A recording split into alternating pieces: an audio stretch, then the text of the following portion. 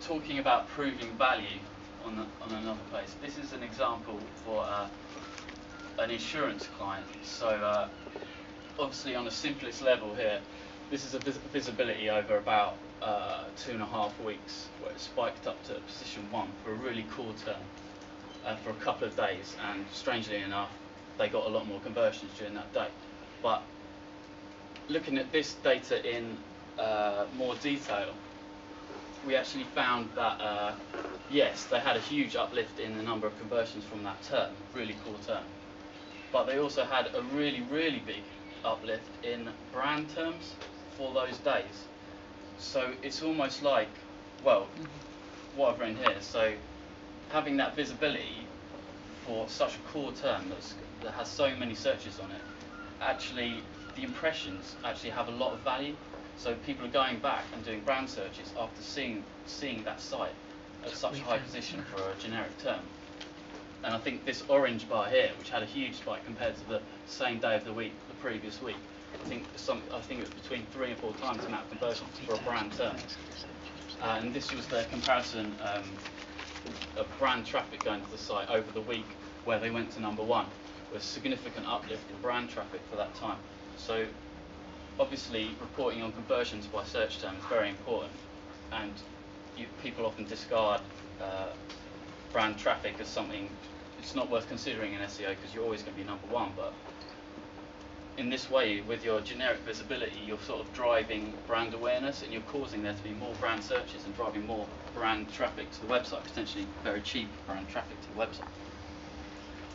Another tool that we use when we're looking at competitors and looking into what an industry's like is a tool called Ad Guru.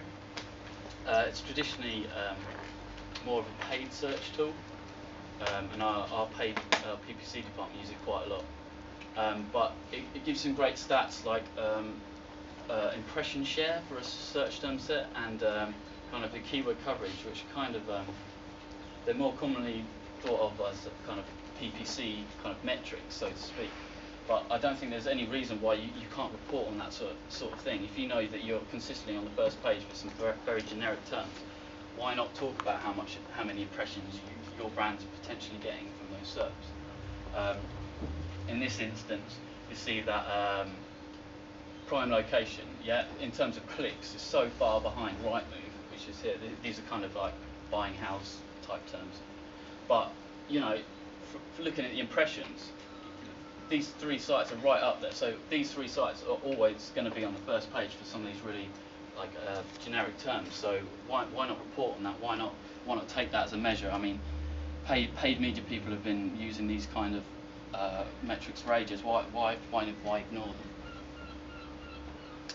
And another way we've been looking at, you know, another great way of proving the value of SEO has been looking at attribution with like Tagman and the Dart tags, which a lot of people are starting to take up now. Quite often, from my experience of looking at kind of conversion path data and looking at attribution modelling in general, SEO tends to be used more often in the research process. So maybe the first click in a conversion path could be an SEO. A lot of the research type searches are going to be long tail, potentially going through SEO rather than going through a paid ad or display of any of those channels. And when this attribution data becomes more widespread and more people start using it, it's going to be something that makes SEO look even more cost effective. So this is something that SEO should be keen on taking up and keen on analysing this data, because in the end of the day, it's going to look like your channel is driving more cost effective sales, which is generally what everyone wants to be doing in this financial climate. That's all. Thanks.